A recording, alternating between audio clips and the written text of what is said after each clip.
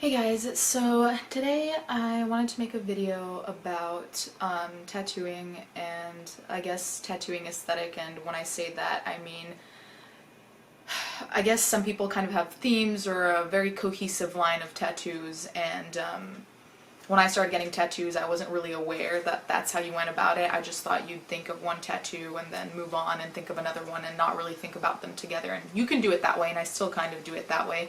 But a lot of the times people say that they do like my tattoo aesthetic because they are consistent and because they look like they go together. So I thought I would discuss that a bit, and then I'd mentioned this on Facebook and a couple of people asked me to talk about like cultural context and kind of a historical context too. So yeah, I'm not going to go too deep into the history because I think we're all capable of Googling things. I will put a link below. The Wikipedia actually has a lot of good reference articles, so I think it's pretty trustworthy. But I have my computer here. I made a couple of notes of things that I think are important to mention when it comes to tattooing generally, and as a tattooed person, I think it's important to know how your tattoo is perceived based on where you are. So this is to say, in my hometown in Italy, having a tattoo is no big deal. Most people have tattoos, and even if they're not full body or visible, a lot of people have those really small like ankle ones or hip ones. So I guess you're not really looked at any differently than anyone else. However, for example, when I was living in China, that was like a very different thing. I remember I had like a Chinese tutor, and one day she asked me about how tattoos were perceived in Italy, and I told her the same thing I told you, and she was saying that there in Shanghai at least, tattoos were still kind of a no-no, or kind of a thing that isn't as common as you see like in soccer fields. Like every soccer player has tattoos. Like it's not like that there. There it was more like a thing that rebels did or like artistic types did, and I guess it's very exclusive to a certain group of people, and those people might not be considered in a particularly positive light. I don't want to assume about any other places. I'm talking about the two places that I know, I guess, the best, because China's recent, Italy was where I'm from. But I think it's also important to acknowledge the fact that in history, tattoos have had ups and downs, which is why right now there's such a, I don't know, I guess just like a shit show of people loving tattoos, people hating tattoos, or being looked at in a particular way because you have tattoos. Like it's a huge mixture, and I think it's because the history has been so up and down that some places are still in one kind of time of thought, and other places are more, let's say, progressive about it. So I'm just going to quickly mention those because I think it's important to know where the ups and downs are and why tattoos are often perceived negatively.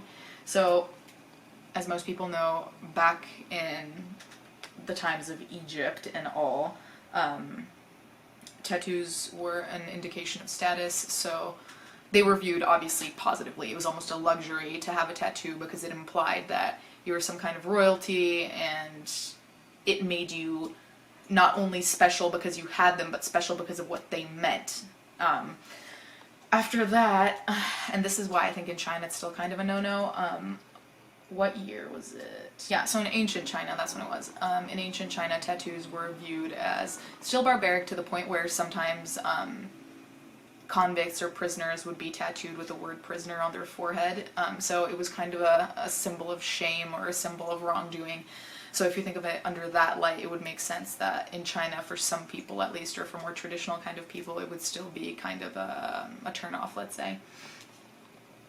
I guess the most famous of the tattoo cultures is in Samoa, and I think that we're all aware of how meaningful Samoan tattoos are. Everything has a meaning. I actually read a book before the summer for one of my indigenous classes where we actually talked about the meaning of tattoos and how it's sacred, you know, it's not necessarily how it is here or in the Western world where a lot of people get it because it's art or because it means something to them or because it's pretty. Like there, it's very much about significance, okay? So I think that's an important thing to note. So it started up in Egypt, down in China, up up in Samoa, and then it kind of went down when sailors started getting tattoos, because sailors were always viewed as like people with no morals and a bunch of other stereotypes that I think we all are aware of. So once sailors got tattoos, that also kind of made people get a certain type of idea about tattoos, obviously in a negative way. Anyways, getting to the actual point of this video. Okay, so this is my second time filming this, because the first time was an incoherent shit show. I didn't even have to rewatch it to know that's what happened. So this time I made notes, and hopefully it'll make sense. So, in order to find a cohesive line for your tattoos, if that's what you want to do, I think there are a couple of things that have to be considered, and to be fair, I didn't know any of this stuff because I got my first tattoo when I was 15, so I hadn't thought about any of like the future of my tattoos or anything. So it can still work out, but I'm just saying I kind of wish I'd known this stuff. It would have made my life easier, I think, in terms of that. So anyways, first thing is strategy, and what I mean by strategy is some people are strategic about tattoos and some aren't. Jacob and I are the type to not really be strategic, and this means that we think about tattoos one by one and we place them in the moment without thinking in advance of, oh, what if I want to get this tattoo, then where would I put that, and should I move this then? There's no kind of forward thinking there. It's just, this is the tattoo I'm going to get and it's going to go here. End of story. However, there are people who are more strategic about that and kind of want to plan out, especially if you want like a bigger piece or you want to put a lot of pieces together or have something like a sleeve, you kind of want to plan out where that goes, and have a theme, you know? And there's no right or wrong thing, but I think it's an important thing to figure out what kind of person you are, just so it's easier for you and less stressful. Second thing is considering whether you would want black and white tattoos or color tattoos or both.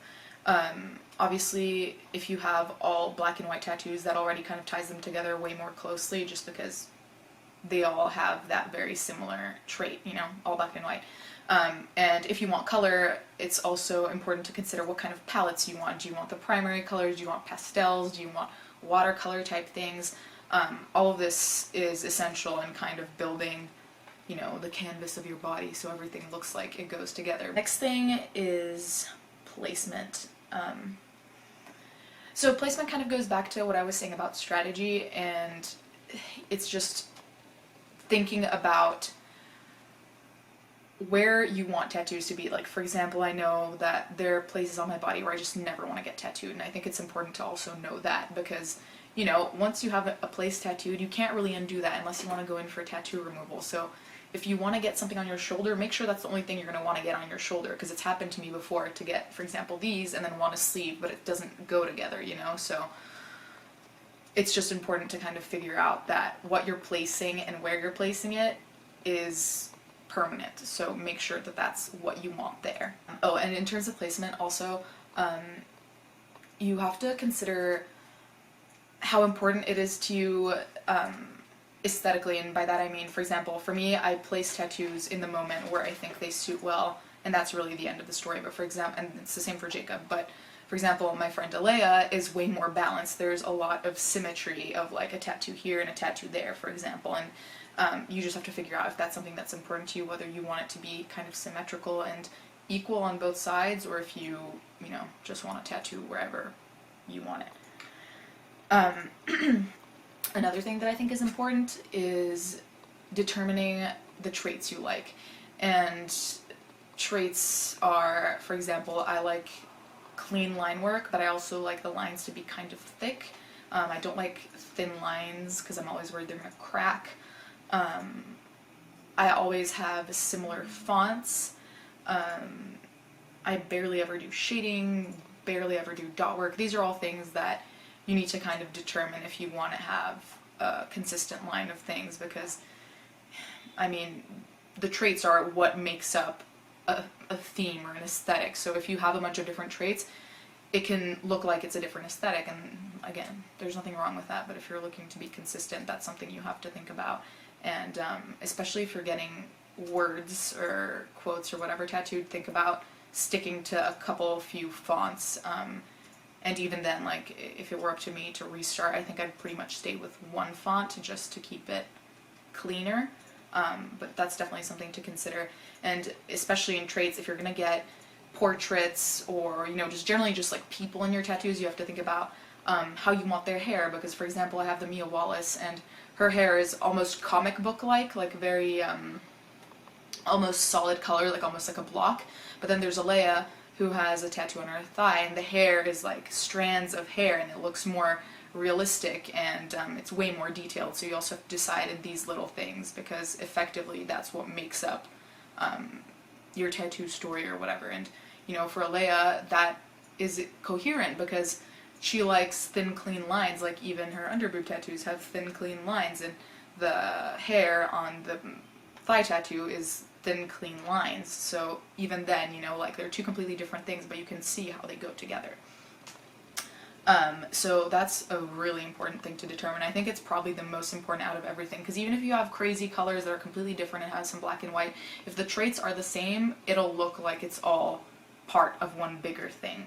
And another thing, and I think this is the last one, is just considering thematically whether, well, first of all, whether you want to have a theme of all your tattoos, because I know people who have tattoos all over their body that follow one main theme.